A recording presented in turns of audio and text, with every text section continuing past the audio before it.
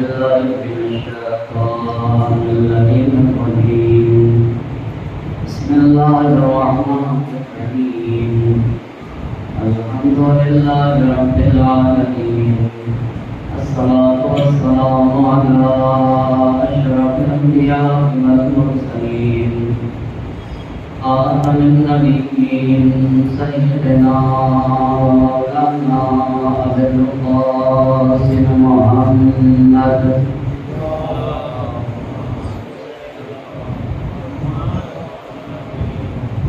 وعلى آل بيته الطيبين الطاهرين المعصومين ولعنة الله على أعدائهم أجمعين. أما بعد فقد قال الله سبحانه تبارك وتعالى في كتابه الحكيم وقوله الحق بسم الله الرحمن الرحيم ولقد كرمنا بني آدم وحملناهم في البر والبحر ورزقناهم من الطيبات وفضلناهم على كثير ممن خلقنا تفضيلا. صلوات محمد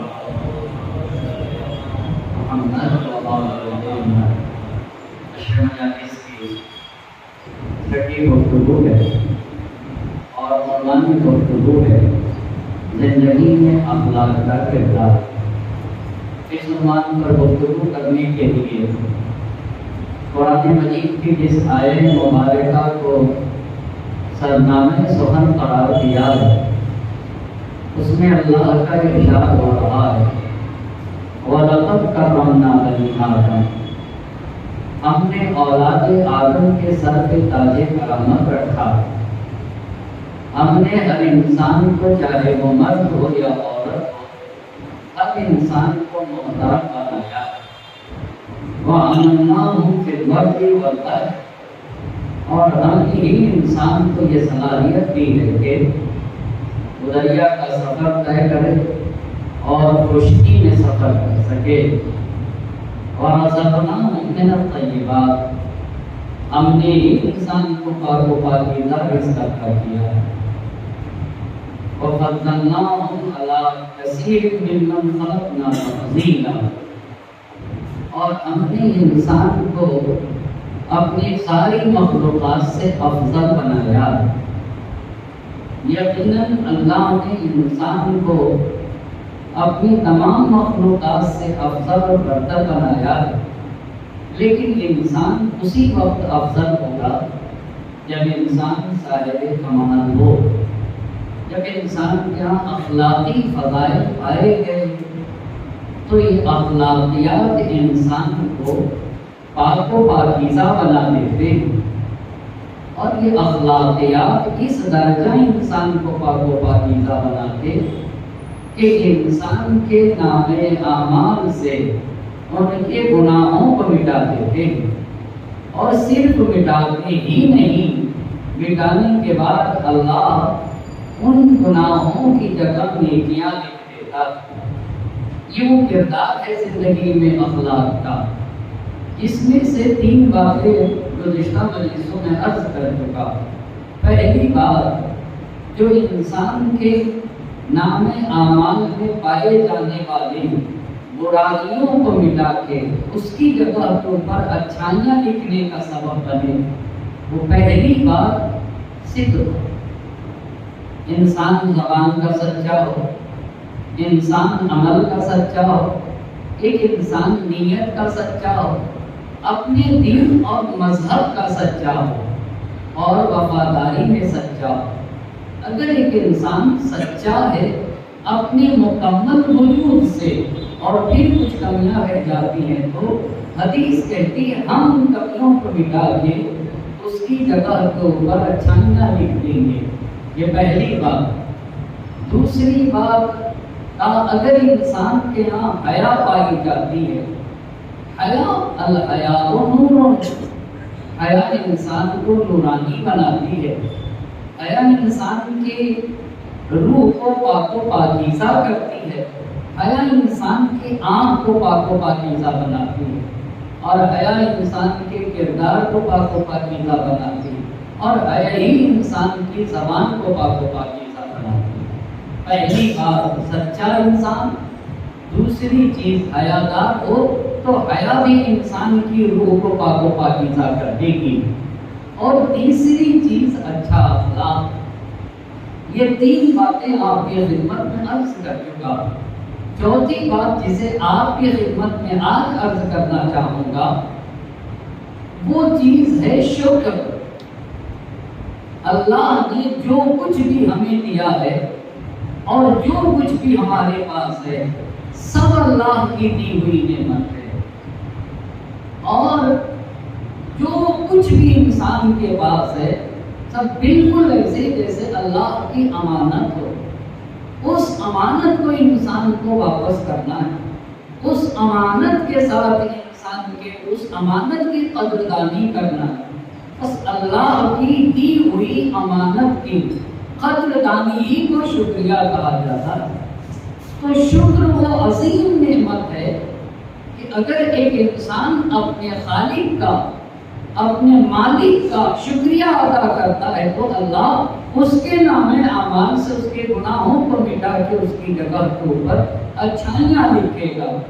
آپ ذرا قرآن مجید کی ان آیات پہ توجہ کریے۔ بنیادی سوال یہ ہے کہ ایک انسان کب اپنے خالق و مالک کا شکریہ ادا کرے گا، کب ایک انسان اپنے اللہ کی دی ہوئی نعمتوں کی قدردانی کرے گا؟ قرآن نے جناب لقمان حکیم کے سلسلے سے اس طریقے سے عرض کیا، وَلَقَدْ آتَيْنَا لُقْمَانَ الْحِكْمَةَ، ہم نے لقمان کو علم دیا، ہم نے لقمان کو معرفت دی، ہم نے لقمان کی روح کو پاک و پاکیزہ بنایا۔ آپ غور کریے، سب چیز خدا کی طرف پلٹ رہی۔ علم ہم نے دیا، اخلاق ہم نے دیا، ہم نے ان کی روح کو پاک و پاکیزہ بنایا۔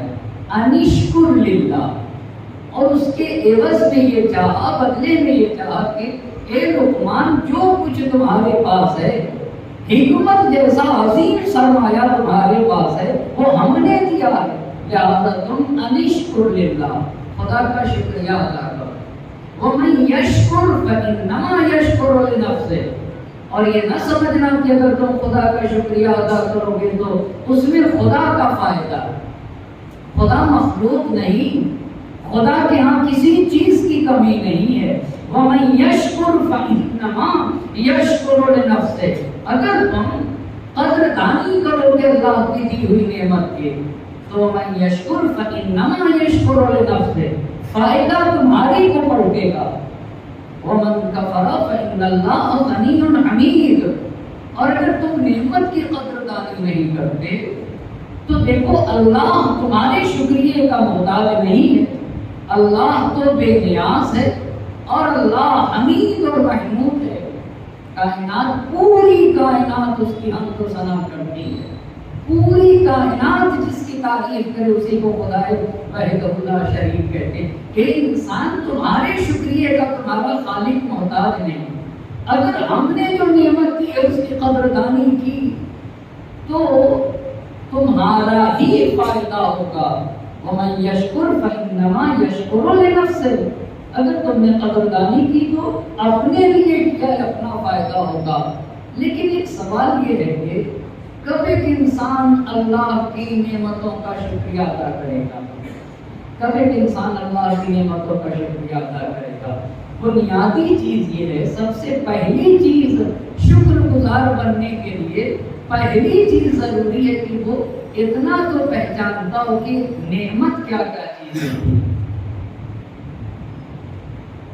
جب تک یہی نہیں پہچانے گا، جب تک ایک انسان کو یہی نہیں پتا کہ نعمت کیا کیا چیز ہے تو کیسے اپنے خالق کا شکریہ ادا کرے گا؟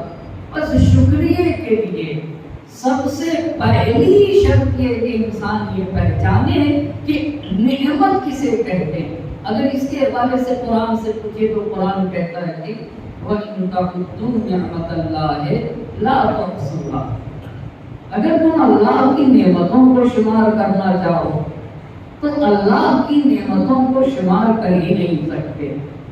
اور دوسری جگہ سورہ لقمان میں قرآن نے کہا اسبغ علیکم نعمہ ظاہرۃ و باطنہ، تمہیں اللہ نے بے پناہ نعمتوں سے نوازا ہے، کچھ تمہیں دکھتی اور کچھ نہیں دکھتی، مگر جو کچھ تمہارے پاس ہے تمہارے خالق کی دی ہوئی نعمت ہے۔ اور شکریہ کے لیے اور شاکر بننے کے لیے پہلی شرط یہ ہے کہ انسان یہ پہچانے کہ اللہ کی نعمتیں کیا کیا ہیں۔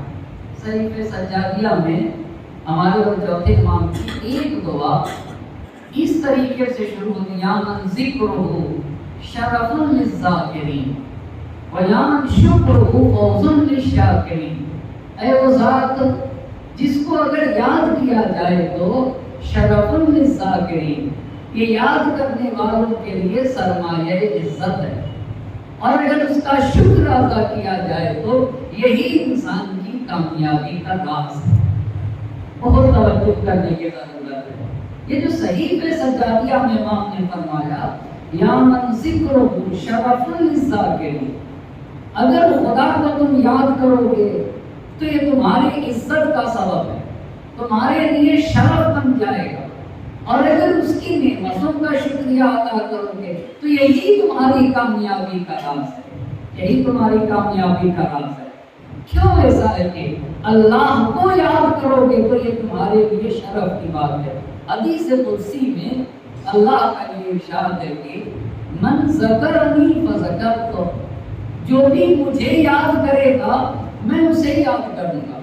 توجہ کرنے کی ضرورت، اگر تم مجھے تنہائی میں یاد کرو گے تو میں تمہیں مجمع عام میں یاد کروں گا، اور اگر تم لوگوں کے درمیان مجھ خدا کو یاد کرو گے تو میں اس سے بہتر مجمع میں تمہیں یاد کروں گا۔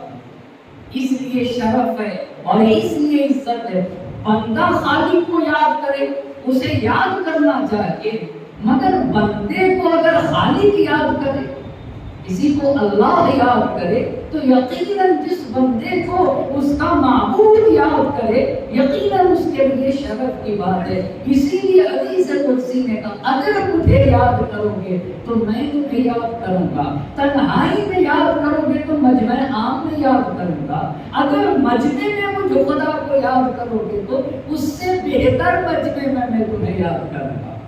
اور اگر تم نے میری قدردانی کی یا من شکرہ فوز للشاکرین، اے وہ خدا کہ جس کی نعمتوں کی اگر قدردانی کی جائے تو کامیاب ہونے والوں کے لیے یہی کامیابی کا راز ہے کہ خدا کی نعمتوں کی قدردانی کی جائے، بس شکریہ ادا کرنے کے لیے معبود کا۔ اور یہ اتنی بڑی صفت ہے کہ انسان کی روح کو پاک و پاکیزہ کر کے انسان کے نامہ اعمال سے اس کی برائیوں کو ختم کر کے اچھائیاں لکھ دی جاتی ہیں۔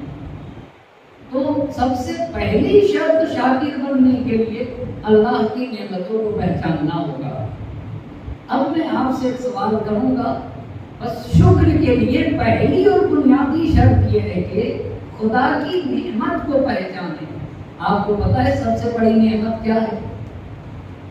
جو کچھ ہے آپ علماء سے پوچھیں نا، آپ قرآن سے پوچھیں، ہمارے پاس تو اپنا ایک یہ لباس بھی اپنا نہیں ہے، میرے پاس تو یہ لباس بھی اپنا نہیں ہے، اور آپ دیکھیے جب جاتا ہے تو سب کچھ چھوڑ کے جاتا ہے، جو کچھ ہے سب میرے خالق اور مالک کا دیا ہوا ہے۔ ایک انسان کا لباس بھی اس کا اپنا نہیں، تو سب کچھ خالق کی امانت ہے، اس کے مالک کی امانت ہے۔ اس امانت کی قدردانی کی بات کو اور اسی امانت کی قدردانی کو شکریہ کہا جاتا ہے۔ اب آپ سے پوچھنا چاہوں گا، جب سب کچھ اسی کا ہے تو سب سے بڑی نعمت کیا ہے؟ سب سے بڑی نعمت قرآن نے بتایا سورہ علق میں، بسم اللہ الرحمن الرحیم، اقرأ بسم ربک الذی خلق، پڑھیے اس خدا کے نام سے جس نے پیدا کیا، جس نے زندگی دی ہے، جس نے حیات دی ہے۔ آپ انصاف سے بتائیے، اگر یہ زندگی نہ ہو جو ہم اور آپ جی رہے ہیں تو کیا ہم اور آپ کچھ کر سکتے ہیں؟ کچھ بھی نہیں کر سکتا۔ بس سب سے بڑی نعمت زندگی ہے، اس زندگی کا شکریہ کیسے ادا ہوگا؟ یہ زندگی کا شکریہ کیسے ادا ہوگا؟ یہ سب سے بڑی نعمت ہے، اس لیے کہ اگر یہ نہ ہو تو نہ دولت ایمان آئے، نہ ہی علم آئے، نہ ہی دولت حیا آئے، نہ ہی تقوی و پرہیزگاری آئے، کچھ بھی تو انسان حاصل نہیں کر سکتا اگر انسان کے پاس دولت حیات نہ ہو۔ حیات ہی ہے تو پھر انسان متقی بنتا ہے، حیات ہی ہے تو پھر انسان صاحب اخلاق بنتا ہے، حیات ہی ہے تو انسان اہل بیت کا چاہنے والا بنتا ہے۔ تو زندگی کی قدردانی کیسے کی جائے گی؟ یہ جو شیخ عباس قمی جن کی مفاتیح الجنان ہے، ہر آدمی جانتا ہے شیخ عباس قمی کو، آپ توجہ کریے گا، سب سے بڑی نعمت ہے نا یہ وقت حدیث نے بتایا ہے، علماء نے لکھا ہے کہ وقت تیز تلوار کو کہا جاتا ہے، ایک تیز تلوار کا نام وقت ہے۔ دیکھو اگر تم نے وقت کو نہ کاٹا تو وقت تمہیں کاٹ دے گا، یعنی اگر تم نے زندگی سے فائدہ نہ اٹھایا تو پھر خسرت دنیا والآخرہ، دنیا بھی چلی جائے گی اور آخرت بھی چلی جائے گی۔ اس زندگی کی قدردانی کرنا ہوگی جو سب سے بڑا سرمایہ ہے۔ شیخ عباس قمی رحمت اللہ علیہ کیسے اتنے بڑے عالم بنے، کہاں سے اس درجہ کے اوپر پہنچے، بہت توجہ کریے گا۔ کبھی کبھی زندگی میں ایک بات انسان کے بدلنے کے لیے کافی ہوتی ہے، صرف ایک بات، اور پوری زندگی کو وہ بات بدل دیتی ہے۔ شیخ عباس قمی صاحب مفاتیح الجنان نجف اشرف جب پڑھنے گئے تو اچھی خاصی عمر تھی آپ کی شیخ عباس قمی کی، تو جب پڑھنے گئے نجف اشرف میں رہتے تھے تو اس وقت نہانے کے لیے گھروں میں حمام نہیں ہوتے تھے، باہر حمام ہوتے تھے، اور ہر حمام میں ایک شخص ہوتا تھا جسے دلاک کہتے تھے، جو اس کے ہاتھ پیر پڑ دیتا تھا، بدن سے میل وغیرہ کو چھڑاتا تھا۔ تو ہر حمام میں ایک شخص ہوا کرتا تھا جو انسان کی مالش کرتا تھا، اس کے بدن پہ اگر میل ہے تو میل وغیرہ چھڑاتا تھا۔ شیخ عباس قمی جب نجف اشرف پڑھنے کے لیے گئے تو نجف اشرف میں علماء کے درمیان، بہت توجہ کریے گا، بات اس پہ عرض کرنا چاہتا ہوں کہ انسان کے پاس سب سے بڑی نعمت اس کی زندگی ہے، اس نعمت کا شکریہ کیسے ادا کیا جائے، توجہ کریے گا۔ جب شیخ عباس قمی نجف اشرف میں گئے تو علماء کے درمیان اختلاف تھا، اور علماء دو گروہ میں بٹے ہوئے تھے، کچھ لوگ ایک طرف تھے، کچھ لوگ ایک طرف۔ اور ابھی شیخ عباس قمی نئے گئے تھے، تو جب حمام میں گئے نہانے کے لیے تو دیکھا کہ حمام میں جو مالش کرنے والا آدمی ہے وہ ایک بوڑھا انسان ہے، داڑھی بھی رکھے ہوتی ہے، دیدار انسان ہے۔ تو شیخ عباس قمی جوان تھے، انہوں نے اس سے پوچھا کہ یہ بتاؤ، یہ دو گروہ میں علماء بٹے ہوئے، میں کس کا ساتھ دوں؟ میں کس کا ساتھ دوں؟ 50 عالم 25 ایک طرف، 25 ایک طرف، میں کس کا ساتھ دوں؟ ابھی نیا نجف اشرف میں آیا ہوں۔ آپ کو پتہ ہے اسی ایک آدمی کے جملے میں شیخ عباس قمی کو شیخ عباس قمی بنایا۔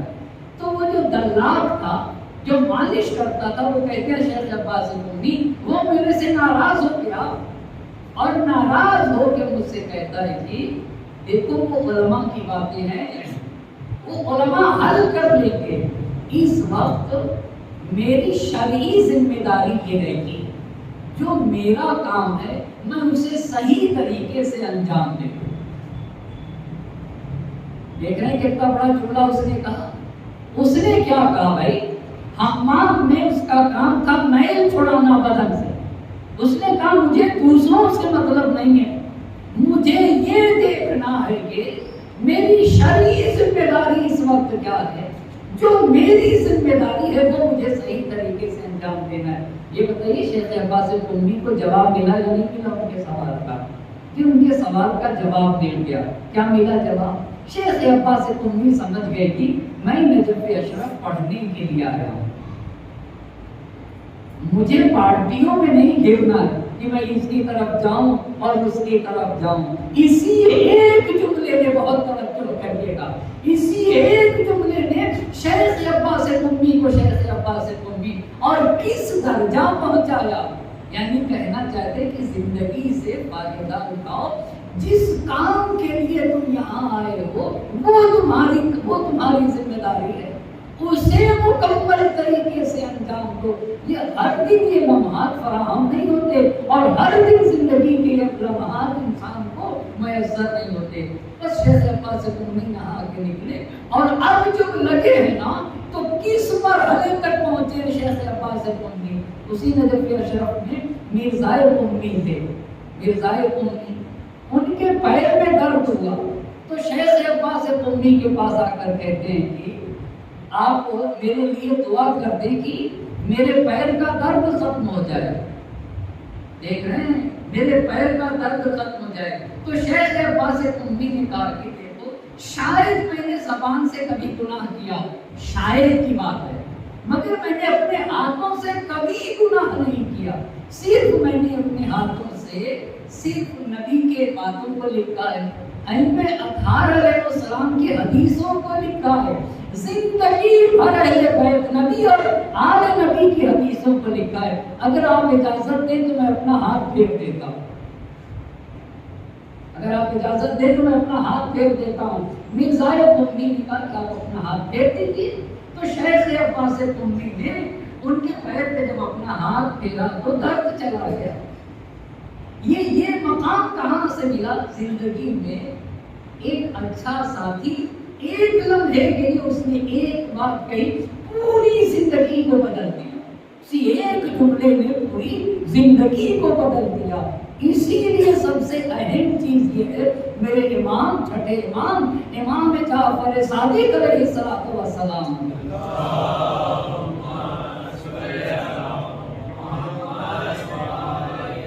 آپ کا یہ فرمان ہے کہ وَاطْلُبْ مُوَاخَاةَ الْأَتْقِيَاءِ وَلَوْ فِي ظُلُمَاتِ الْأَرْضِ وَإِنْ أَفْنَيْتَ عُمَرَكَ فِي طَلَبِهِمْ.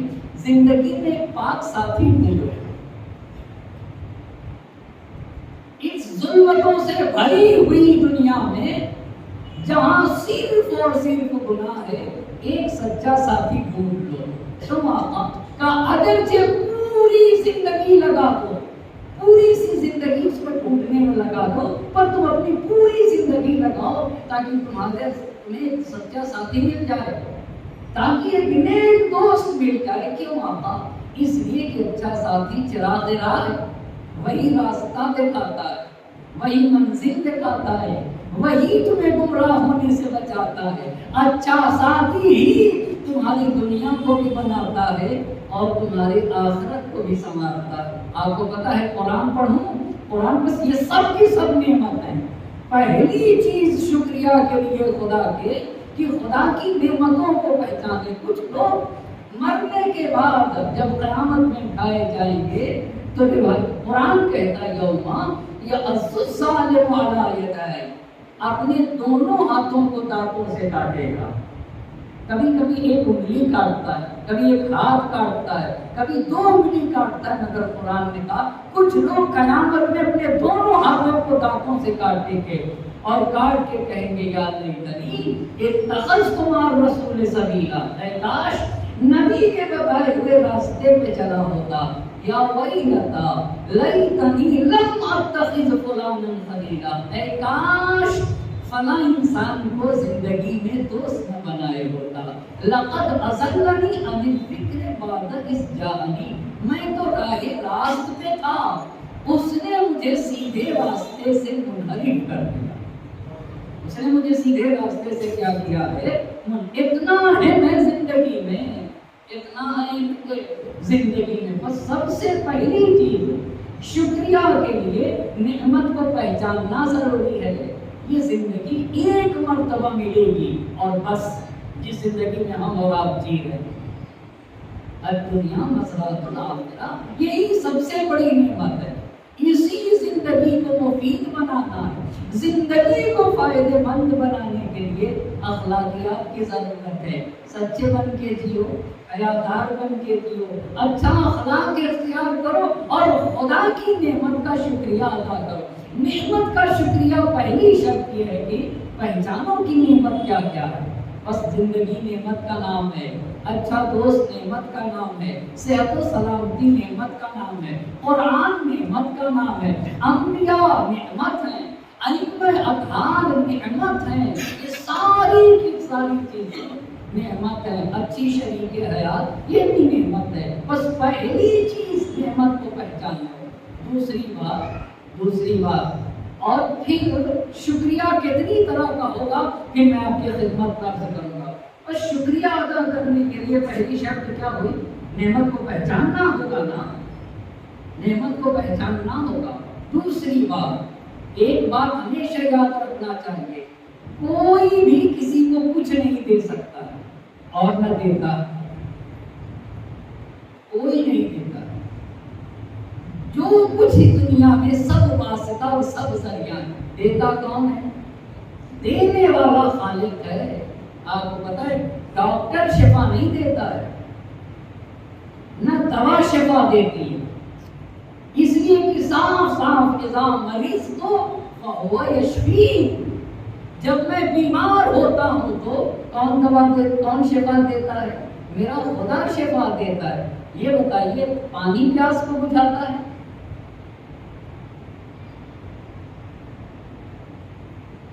جی کیا پانی پیاس کو بجھاتا ہے؟ تاریخ میں ایسے بہت سارے لوگ ہیں کھاتے تھے پیٹ ہی نہیں بھرتا تھا، کھاتے تھے پیٹ ہی نہیں بھرتا تھا، تو کیا کھانا بھوک کو مٹاتا ہے؟ پانی پیاس کو بجھاتا ہے۔ کبھی کبھی سماج اور معاشرے میں ہم ایسے کہتے اگر فلاں ڈاکٹر نہ ہوتے تو میرا بچہ نہ بچتا۔ یہ بتائیے اگر یہ جملے کہیں گے تو کس کی محبت آئے گی؟ ڈاکٹر کی محبت آئے گی نا۔ پھر خدا کہاں جائے گا؟ پھر خدا کہاں جائے؟ اگر میں یہ کہہ دوں کہ پانی پیاس کو بجھاتا ہے تو سب کچھ تو پانی ہو گیا۔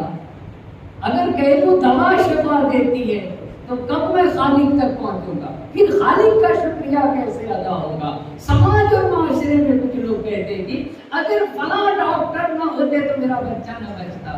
اگر اسی جملے کو بدل دے تو یہی ایمان بن جائے گا۔ اگر خدا نے فلاں ڈاکٹر کو ذریعہ نہ بنایا ہوتا تو میرا بچہ نہ بچتا۔ دیکھا، بس ذریعہ ہوتا، ہر شے ذریعہ ہے۔ خالق ذریعہ بناتا ہے، دوا شفا کا ذریعہ ہے، پر شفا دوا میں خدا نے رکھی۔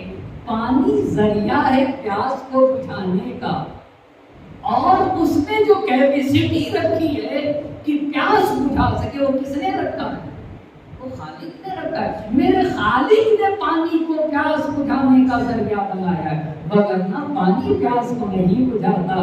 خالق ہے جس نے اس پانی کے اندر یہ تاثیر رکھی کہ وہ پیاس کو بجھا سکے، وہ پیاس کو بجھا سکے۔ اس کا مطلب یہ ہے کہ جہاں سے بھی ہمیں ملے، ہمیں پہنچنا کہاں ہوگا؟ آپ بتائیے۔ ہمیں پہنچنا خدا کی طرف ہوگا۔ کچھ لوگ گھر بنواتے، بلڈنگیں بنواتے، کہتا مولانا 30 سال میں بڑی محنتوں سے بنایا، یہ بھی جملہ اچھا نہیں، یہ بھی جملہ اچھا نہیں۔ جو کچھ ہے میرے خالق کا لطف ہے، یہ جملہ صحیح۔ جو کچھ بھی ہے میرے پاس، اس لیے کہ توفیق بھی کس نے دی ہے؟ کس نے دی ہے توفیق؟ جو کچھ میرے پاس ہے نا، سب میرے خالق و مالک کا فضل ہے۔ بس پہلی بات شکریہ ادا کرنے کے لیے پہلی شرط یہ ہے کہ انسان پہچانے کی نعمت کیا کیا ہے، اور دوسری اہم بات یہ ہے کہ ہر چیز کو ذریعہ جانے، ہر چیز کو ذریعہ جانے۔ اصل کیا ہے؟ اصل کون ہے؟ اصل خدا ہے۔ ہر چیز کو پہنچانا ہوگا خدا کی طرف، تبھی تو خدا کی محبت آئے گی، تبھی تو خدا کی محبت آئے گی۔ بھئی اگر کوئی کسی کی مدد کرتا ہے تو وہ صرف ذریعہ ہے، حقیقت میں مدد کس نے کی ہے؟ مدد کس نے کی ہے؟ خدا نے۔ اگر وہ نہ چاہے تو نہ کوئی کسی کو کچھ دے سکتا ہے اور نہ ہی کوئی کسی سے کچھ لے سکتا ہے۔ ایک صلوات پڑھتے بار محمد علیہ محمد۔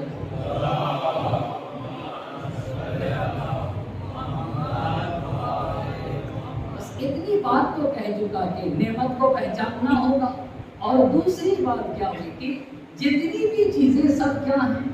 بولے سب ذریعہ ہیں، اصل میرا خالق ہے۔ اب جب پہچان لیا کہ بھائی جو کچھ ہے میرے خالق کی طرف سے ملتا ہے، تو آپ انصاف سے بتائیے یہی تو ایمان ہے۔ جو کچھ ہے میرے پاس وہ سب کس کا صدقہ ہے؟ میرے خالق اور میرے مالک کا۔ تو اب انسان اپنے خالق کا شکریہ ادا کرے گا، تو شکریہ کتنی طرح سے ادا کرے گا؟ کبھی انسان اپنے قلب سے شکریہ ادا کرتا ہے۔ کس سے شکریہ ادا کرتا ہے؟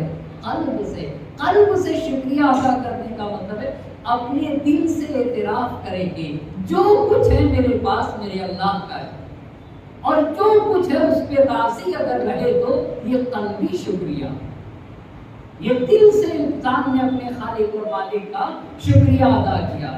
لیکن ایک عملی شکریہ ہے، بہت توجہ کریے گا، اسی پہ مجھے چند باتیں آپ کے خدمت میں عرض کرنا ہے۔ بس ایک قلبی شکریہ کہ دل کی گہرائیوں سے خالق اور مالک نے جو کچھ دیا اس کے اوپر راضی رہ جائے کہ اے اللہ جو کچھ تو نے دیا میں اس کے اوپر راضی ہوں اور سب کچھ تیرا ہی دیا ہوا ہے۔ تو اس کا مطلب ہے کہ اس نے دل سے اپنے اللہ کا شکریہ ادا کیا۔ دوسرا شکریہ عملی شکریہ۔ عملی شکریہ کسے کہتے ہیں؟ اللہ نے مجھے دیا ہے، مجھے مال و دولت سے نوازا ہے، اللہ نے مجھے علم سے نوازا ہے، اللہ نے اچھی فکر سے نوازا ہے۔ عملی شکریہ کیسے ہوگا؟ حدیث پڑھتا ہوں اور پھر اس کا اندازہ ہوگا۔ اذا انعمت بالنعمت فقد قضیت شکرا، اگر اللہ نے تمہیں نعمت دی ہے تو یہ نعمت دوسروں کو بھی دو۔ اگر تم نے ایسا کیا تو تم نے اللہ کا شکریہ ادا کیا، تم نے نعمت کا شکریہ ادا کیا۔ اسی لیے ہمارے اور آپ کے چھٹے امام جعفر صادق علیہ السلام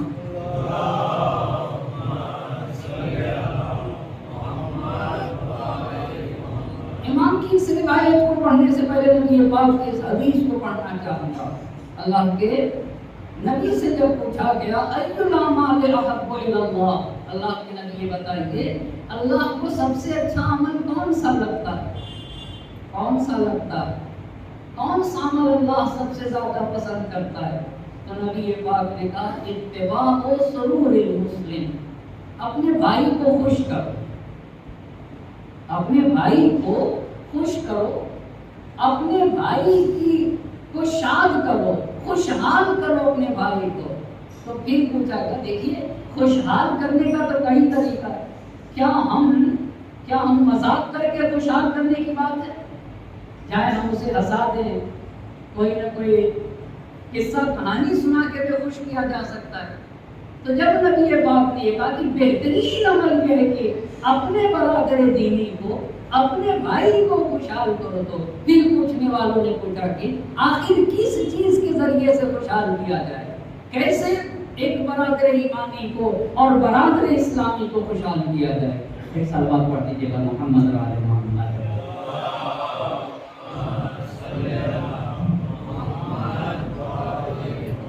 ایک اور صلوات پڑھیں گا محمد علیہ محمد۔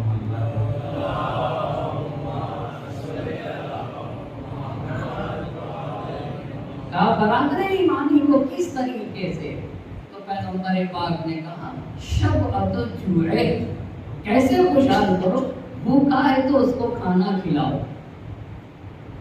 بھوکا ہے تو اسے کھانا کھلاؤ، اس خوشحال کرنے کی بات ہے۔ دوسری بات تنفیس قربت ہے، مشکل میں گرفتار ہے تو اس کی مشکل کو آسان کرو۔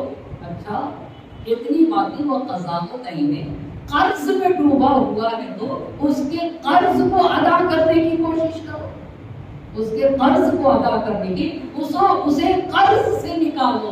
بس کتنے طریقے نبی نے بتائے کسی مومن کو خوشحال کرنے کے، کتنے طریقے بتا دیے۔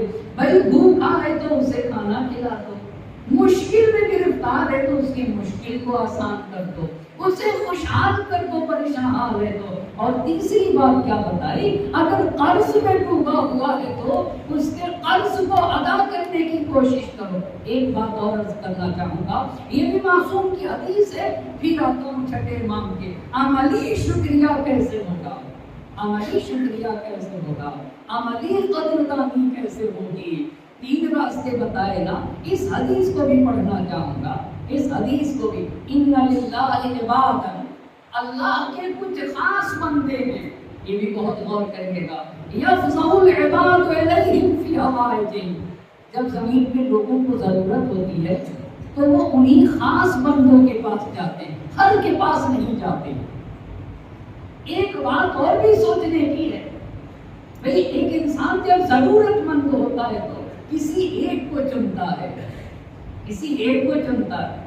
اگر ہمارے اور آپ کے پاس کوئی آتا ہے تو اسے برا ماننے کی ضرورت نہیں ہے، اسے برا ماننے کی ضرورت نہیں ہے۔ آپ ذرا اس حدیث کو تو دیکھیے، بندہ زمین پر مشکل میں گرفتار ہونے کے بعد اگر کسی کے پاس جاتا ہے کہ بھئی یہاں میری مشکل حل ہوگی، تو حدیث کہتی اولئک هم الآمنون یوم القیامہ، جن لوگوں کے پاس جاتا ہے نا، یہ لوگ قیامت کے دن سب سے امن و امان میں رہیں گے۔ کیوں؟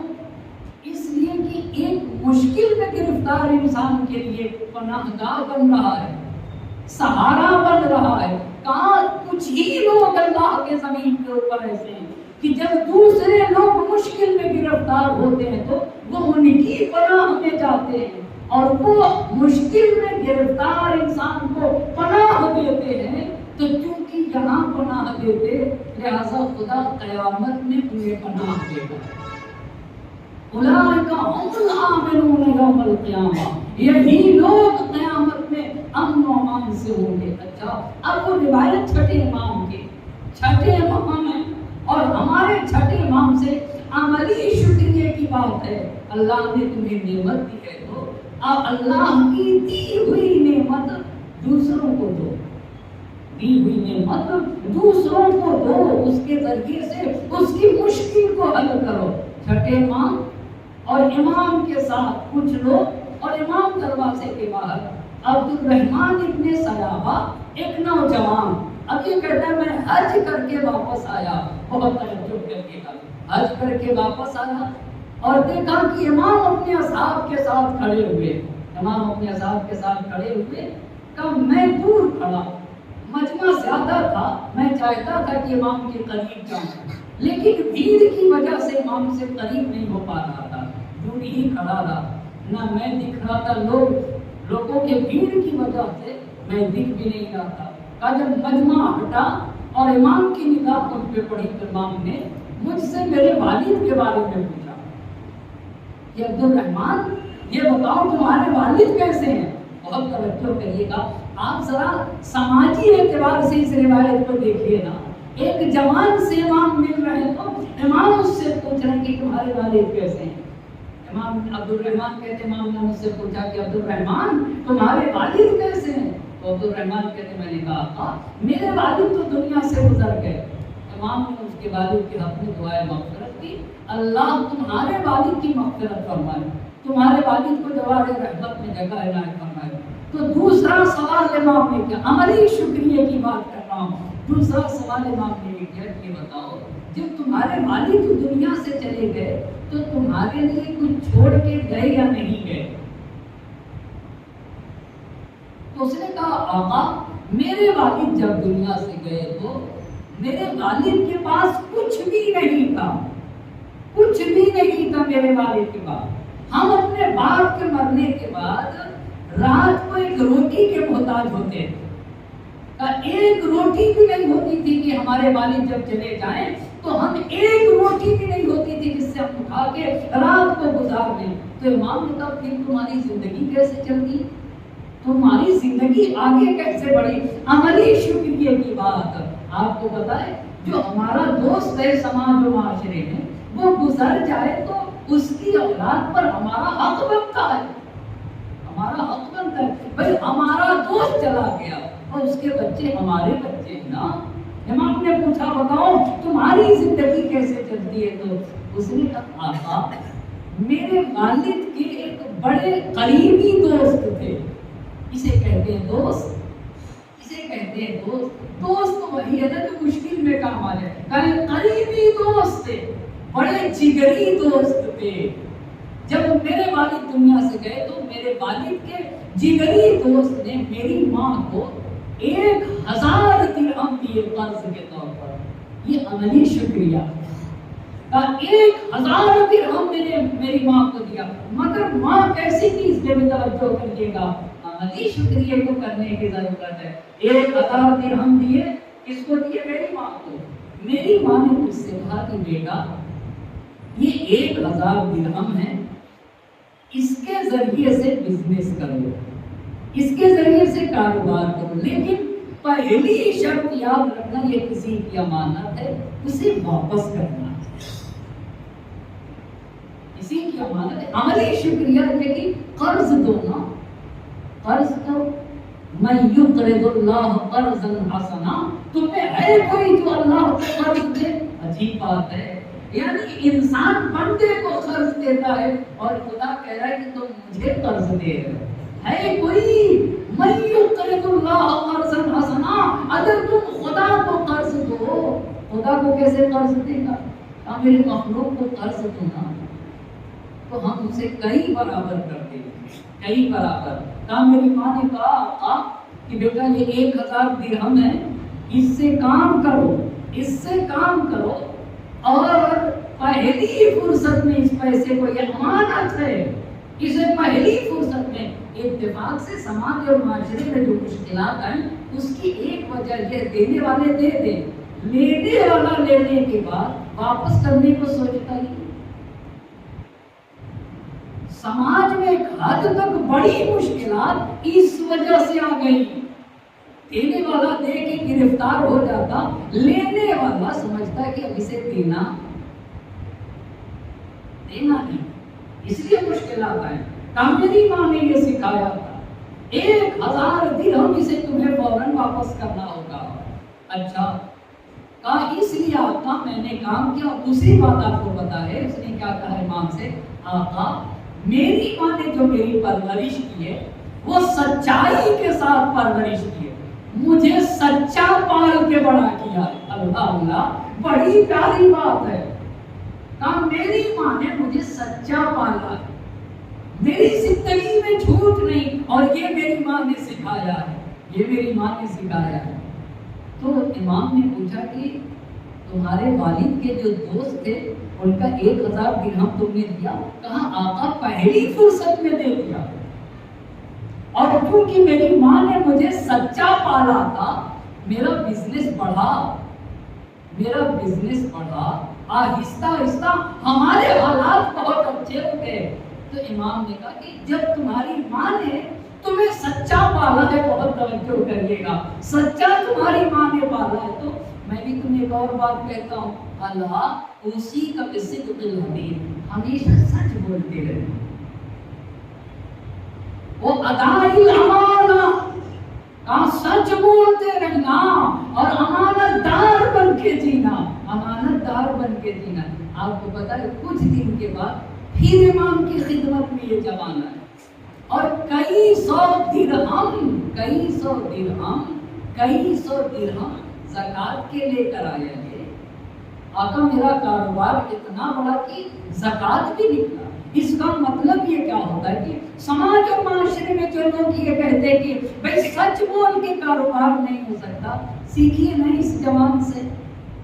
کہا آقا میری ماں نے مجھے سچا پالا تھا، زندگی میں میں نے جھوٹ نہیں بولا، اور اسی سچائی کی بنیاد کے اوپر میرے باپ کے دوست نے دیکھا، وہ باپ کا دوست تھا، دوست کے مرنے کے بعد اس نے یہ قرض نہیں دیا تھا اس کی ماں کو، کیونکہ اللہ نے اسے دی تھی نعمت، اور نعمت دی تھی تو حدیث کہتی ہے کہ اذا انعمت بالنعمہ فقد قضیت شکرا.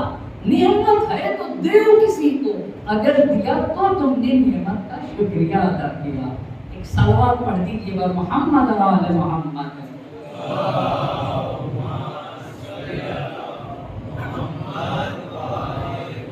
کتنا اہم مرحلہ ہے، کتنا اہم مرحلہ ہے. یہ تو ایسے ہوگا، ایک ایسے ہوگا. دوسری بات بس نبی پاک نے کہا کہ نبی پاک نے اگر یہ کرو گے نا، اگر یہ کرو گے تو خدا کی پناہ میں آؤ گے، کل پناہ میں آؤ گے.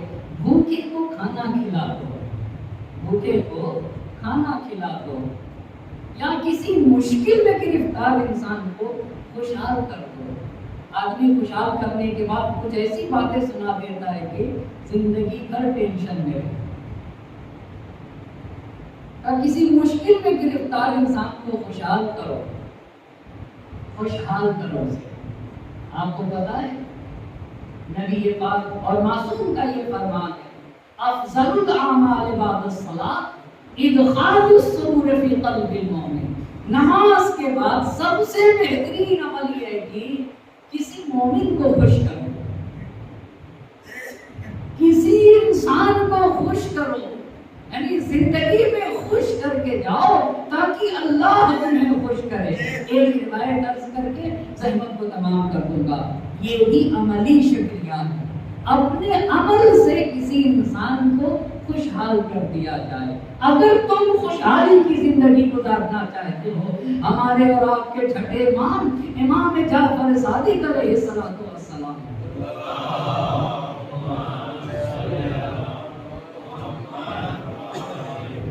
آپ کا زمانہ ہے، ایران کا ایک شہر ہے اہواز۔ اہواز کا گورنر ہے، اس کا نام ہے نجاشی۔ بہت توجہ کریے گا، پر یہ جو نجاشی ہے اہواز کا گورنر، یہ مومن تھا، امام کو مانتا تھا اور امام پر اعتقاد بھی رکھتا تھا۔ نجاشی کے اہواز کے ایک انسان کے پاس ٹیکس آ گیا، بہت ہی زیادہ ٹیکس آ گیا حکومت کی طرف سے۔ بھائی ہزاروں ٹیکس ہوتے ہیں، آج گھر کا ٹیکس ہے اور پتہ نہیں کس کس چیز کا ٹیکس آیا تو اس کے اس لائق نہیں تھا وہ کہ ٹیکس بھر سکے اور اپنی زندگی کو چلا سکے، تو امام کے پاس گیا اور چھٹے امام سے جا کے کہا کہ آقا، یہ جو اہواز کا گورنر نجاشی ہے نا، یہ مومن ہے، یہ مومن ہے اور آپ پر عقیدہ اور اعتقاد رکھتا ہے، اگر آپ سے ہو سکے، بہت توجہ کریے گا آقا، اگر ہو سکے تو میرے لیے اس کے پاس ایک خط لکھ دیجیے اور اس خط میں میری سفارش کر دیجیے۔ تو امام نے فوراً ایک ہی جملہ لکھا، مگر غور کرنے کی ضرورت ہے۔ اس کو لکھا، اہواز کے گورنر نجاشی کو ایک ہی جملہ لکھا۔ امام نے لکھا، بسم اللہ الرحمن الرحیم، سر اخاک یسرک اللہ۔ بس یہی ایک جملہ لکھا، پتہ ہے مطلب کیا؟ نجاشی، اپنے بھائی کو خوش کرو، اللہ تمہیں خوش کرے گا۔ عجیب بات ہے، عجیب بات۔ آپ ذرا توجہ کریے روایت کے اوپر، اس پہ غور کرنے کی ضرورت ہے۔ ایک مومن کے دل کو ٹھنڈا کرو، ایک مومن کے دل کو شاد کرو، کسی مومن کو خوشحال کرو۔ سر اخاک یسرک اللہ، بھائی کو اپنے خوش کرو، اللہ تمہیں خوش کرے گا۔ بھائی کو خوش کرنے کی بات تو چھوڑیے، کچھ لوگ تو اتنے بد نصیب ہیں اپنے ماں باپ ہی کو خوش نہیں کر سکتے۔ دوسرے برادری ایمانی کی بات کو چھوڑ دیجیے، بڑا بد نصیب انسان ہے جو اپنے ماں اور اپنے باپ کو خوش نہ کر سکے۔ امام نے لکھا کہ دیکھو، اپنے بھائی کو صرف کتنی پیاری بات لے کے تم بھائی کے ساتھ معاملہ کرو، اللہ تمہارے ساتھ ہو جائے گا، اللہ تمہیں خوش کرے گا۔ اما جسے اللہ خوش کرے، جسے اللہ خوش کرے، اس کا کیا مقام ہوگا؟ پر شرط یہ ہے کہ اپنے کسی بھائی کو خوش کرو۔ اچھا، خط لے کر آیا نجاشی کے پاس۔ اب نجاشی کے جب دربار میں آیا تو بڑی بھیڑ تھی، خط لے کے بیٹھ گیا۔ جب مجمع ہٹا تو اب یہ کہتا ہے کہ میں نے نجاشی کو امام کا خط دیا۔ امام کا جب خط دیا تو امام کے خط کو دیکھ کر اس نے اپنی آنکھوں پہ رکھا امام کا خط، اور رکھنے کے بعد مجھ سے پوچھتا ہے نجاشی، یہ بتاؤ تمہاری ضرورت کیا ہے؟ امام نے لکھا کیا تھا بتائیے؟ امام نے کیا لکھا تھا؟ اپنے بھائی کو خوش کرو، اپنے بھائی کو خوش کرو، کل اللہ تمہیں قیامت میں خوش کرے گا۔ نجاشی نے پوچھا کیا ضرورت ہے تمہاری؟ کہا یہ جو ٹیکس آیا ہے معاف کر۔ تو اس نے اپنے خادم کو بلایا کہ رجسٹر لاؤ اور میرے حساب سے اس کے ٹیکس کو ادا کیا جائے، اور نہ اس سال کا نہیں اگلے سال کا بھی ادا کیا جائے۔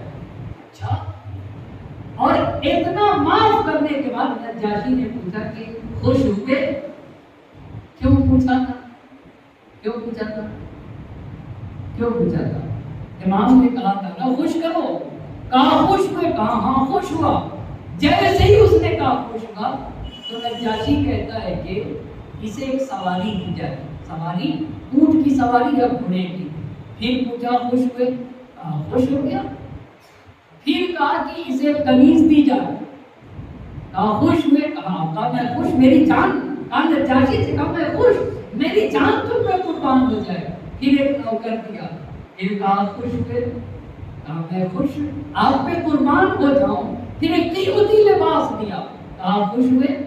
کہا میں خوش ہوا، تم پہ قربان ہو جاؤں۔ پوچھتا جاتا تھا اور جیسے جیسے یہ انسان کہتا جاتا تھا خوش ہوا، پھر ایک چیز اور دیتا تھا، میرے آقا نے کہا خوش کر، وگرنہ صرف ٹیکس معاف کر دیتا تب بھی خوش تھا۔ آپ کو پتہ ہے کتنا صاحب کردار تھا نجاشی، میرے آقا نے کہا خوش کرو، ٹیکس معاف کیا اس سال کا، اگلے سال کا، اور سواری دی، کہا خوش ہوئے؟ ہاں خوش ہوا۔ پھر قمیص دیا، خوش ہوئے؟ خوش ہوا۔ نوکر دیا، خوش ہوئے؟ خوش ہوا۔ پھر ایک لباس دیا، خوش ہوئے؟ کہتا گیا دیتا گیا۔ آخر میں جانتے نجاشی نے کیا کہا؟ جس کمرے میں امام کا خط پڑھا تھا، چونکہ اس کمرے میں میں نے اپنے آقا کا خط پڑھا ہے، لہذا اس کمرے کی جو قالین ہے وہ بھی تمہاری ہے۔ قالین بادشاہ ایک گورنر کے کمرے کی قالین، کہا میرے آقا کا خط یہاں پڑھا گیا، اس لیے یہ قالین تمہارے، سب کچھ یہ دے کے گیا امام کا چاہنے والا۔ پھر امام کی خدمت میں پہنچا، امام کی خدمت میں جب پہنچا تو جو کچھ نجاشی نے کیا تھا امام سے بیان کرنے لگا، اور امام سے جیسے جیسے بیان کرتا تھا تو امام مسکراتے تھے۔ یعنی یہ شخص بیان کرے نجاشی نے پہلے ٹیکس معاف کیا، امام مسکرائے، پھر مجھے سواری دی، پھر مسکرائے، پھر مجھے قمیص دیا، پھر مجھے گھر دیا، پھر مجھے کپڑا دیا، پھر مجھے نوکر دیا، اور اپنے گھر کی اپنے کمرے کی قالین دی، امام مسکراتے رہے۔ تو اس شخص نے امام سے پوچھا کہ آقا ایسا لگ رہا ہے کہ نجاشی کے عمل سے آپ خوش ہو گئے اور نجاشی کے یہ عمل نے آپ کو خوش کر دیا۔ تو امام نے کہا صرف مجھے ہی خوش نہیں کیا، اللہ کو بھی اس کے عمل نے خوش کیا اور اللہ کے رسول کو بھی خوش کیا۔ یہ عملی شکریہ ہے، یہ عملی شکریہ ہے۔ اگر تم نے قلب سے شکریہ ادا کیا اور اگر تم نے عمل کے ذریعے سے شکریہ ادا کیا، اور ایک شکریہ ہے زبان کے ذریعے سے، ایک شکریہ ہے زبان کے ذریعے سے۔ اسی لیے روایت کہتی ہے کہ سجدۃ الشکر واجبۃ علی کل مسلم، نماز پڑھنے کے بعد سجدہ شکر کیا تو اللہ فرشتوں سے کہے گا تم بتاؤ میں اپنے بندوں کو کیا دوں؟ میرا بندہ میرا شکریہ ادا کرتا ہے، واجب نمازوں کو پڑھ کے اپنے زبان سے خالق کا شکریہ ادا کرتا ہے، تو فرشتے کہیں گے اللہ تیرا بندہ ہے، تو جو دینا چاہے دے دے۔ فرشتے کہیں گے اللہ اپنی رحمت سے مالا مال کر دے، اور دینا چاہتا ہوں، اپنی جنت دے دے اور دینا چاہتا ہوں، اے اللہ اس کی ساری مشکلات کو آسان فرما دے۔ اور کہتے جائیں گے فرشتے، آخر میں اللہ کہے گا کہ لَأَشْكُرَنَّهُ كَمَا شَكَرَنِي، اب میں ہی اس کا شکریہ ادا کروں، اس لیے کہ اس نے میری قدردانی کی ہے۔ اسی کو میرے چوتھے امام نے صحیح سجادیہ نے کہا یا من شکر فوز للشاکرین، اگر خدا کی شکر گزار بن گئے تو دنیا اور آخرت دونوں جگہ میں کامیاب ہو جائے۔ ہم خدا کی قدردانی کریں اور خدا ہماری قدردانی کرے گا۔ کربلا میں امام حسین علیہ السلام نے، بس بات کو سمیٹ کے یہ کہوں کہ 4 باتیں آپ کی خدمت میں عرض کر چکا، جو انسان کے نام اعمال سے برائیوں کو مٹا کے اس کی جگہ کے اوپر اچھائیاں لکھ دی جاتی ہیں۔ سچا انسان ہونا، حیادار بن کے جینا، اچھا اخلاق اور شکر گزار بنے، قلبی شکریہ ادا کرے عمل کے ذریعے سے اور اپنے زبان کے ذریعے سے۔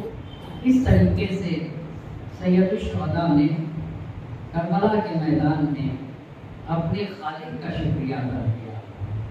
شب عاشور اپنے اصحاب کو جمع کر کے امام حسین نے خطبہ دیا تھا اور اس نے اپنے ساتھیوں کا شکریہ ادا کیا۔ میرے وفادار ساتھیوں، تمہارا شکریہ، میرے اہل بیت اور میرے رشتہ داروں، تم سب کا شکریہ۔ اور پھر حسین نے چراغ کو بجھا دیا اور بجھانے کے بعد کہا کہ دیکھو تم میں سے جو جانا چاہتا ہے چلا جائے، اور اگر کسی کو شرم آ رہی ہے تو میرے اہل بیت میں سے ایک ایک کا ہاتھ پکڑے اور واپس چلا جائے۔ ہاتھ پکڑے، مگر جب اصحاب اور اہل بیت میں سے کوئی نہ گیا تو حسین نے سب کا شکریہ ادا کیا اور کہا کل ہم سب کے سب راہ خدا میں شہید ہو جائیں گے۔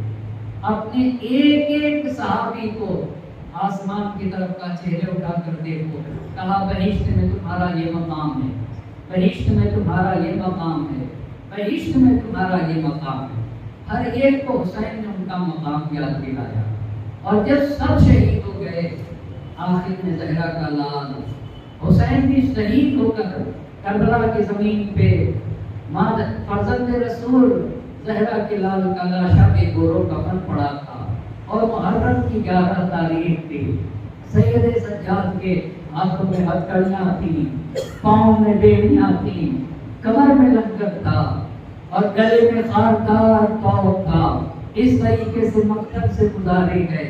اور ادھر سید الشہداء نے بنی اسد سے وصیت کی تھی کہ اے بنی اسد کے لوگوں، دیکھو جب ہم قتل کر دیے جائیں گے تو ہماری لاش کو آ کے دفن کر دینا۔ مگر حسین کو یہ احتمال تھا شاید مرد نہ آئے تو ان کی عورتوں سے کہا اگر تمہارے مرد نہ آئے تو اپنی عورتوں سے کہا تم اپنے مردوں کو غیرت دلانا۔ نواسے رسول کا لاشا کربلا کی جلتی زمین پہ پڑا ہوا ہے، اور ان کے بچوں سے کہا اگر تمہارے ماں باپ تمہارے لاشے کو دفن کرنے کے لیے نہ آئے تو دیکھو تم ٹہلتے ٹہلتے کربلا کی سرزمین پہ آ جانا اور ہمارے لاشوں پہ خاک کربلا اٹھا کے ڈال دے گا۔ اجرکم اللہ، اللہ کے سیخ ہم میں نہ رلائے۔ مگر وہ مرحلہ ہوا حسین کا لاشا کربلا کی دھرتی زمین پہ بے گوروں کا پل پڑا ہوا تھا۔ بنی اسد جب لاش سید الشہداء کو دفن کرنے کے لیے آئے، مگر حسین کا لاشا تیروں اور بھالوں میں چھپا ہوا تھا، پہچانا نہ جا رہا تھا۔ اتنے میں ایک جوان گھوڑے میں سوار آیا، اس نے بنی اسد کے لوگوں سے پوچھا یہ بتاؤ تم کیا ڈھونڈ رہے ہو؟ انہوں نے کہا ہم لاش سرور کو ڈھونڈ رہے۔ جوان آگے بڑھا، میرے پیچھے پیچھے آؤ۔ ایک مرتبہ وہ جوان اپنے سواری سے اترا، ایک لاشے کے قریب پہنچا، اور قریب پہنچنے کے بعد تلوار ہٹائی، نیزے ہٹائے، خاک کربلا کو ہٹایا تو ایک خود برآمد ہوئے، اور لاش حسین کے نیچے اپنا ہاتھ رکھ کے کہا بسم اللہ وباللہ وفی سبیل اللہ وعلی ملت رسول اللہ۔ اتنا کہنے کے بعد لاش سرور کو دفن کر دیا، اور دفن کرنے کے بعد جب حسین کی قبر بنا چکے تو اس قبر میں ایک جملہ لکھا آزا قبر حسین ابن علی الذی قتلوہ عطشان غریبا۔ اے لوگوں، یہ حسین کی قبر ہے جسے پیاسا مارا گیا، جسے عالم غربت میں شہید کر دیا گیا. جب یہ جوان واپس جانے لگا بنی اسد نے پوچھا یہ بتاؤ تم کون؟ آپ نے کہا میں سید سجاد حسین کا بیٹا. فضا میں بحران واہ حسینہ واہ مظلومہ وسيعلم الذين ظلموا أي منقلب ينقلبون إنا لله وإنا إليه راجعون.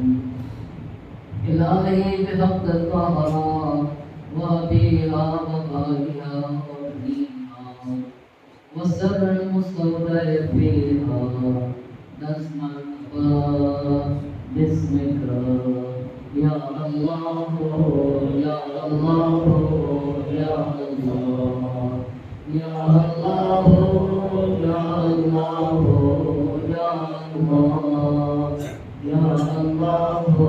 يا الله يا الله يا الله. معبود واسطہ محمد ہماری اس مختصر سی عبادت کو اپنی بار قبول فرما. ہمارے نازوں کو ہمارے صحرا میں جگہ عنایت فرما. حاضرین مجلس کی تمام حاجات شرعیہ کو پورا فرما. ہم میں سے جن کے والدین کا سایہ ہمارے سروں سے اٹھ چکا ہے ان کے چھوٹے بڑے گناہوں کی مغفرت فرما. اور ہم میں سے جن کے والدین کا سایہ ہمارے سروں پہ باقی ہے صحت و سلامتی کے ساتھ پورے عمر مرحمت فرما. وقت کے مان کو ہم سے اپنی نور فرما. ان کے ظہور کی تعجیل فرما اور ہمیں ان کے آواز و انصاف کی شمار فرما. ربنا تقبل منا انك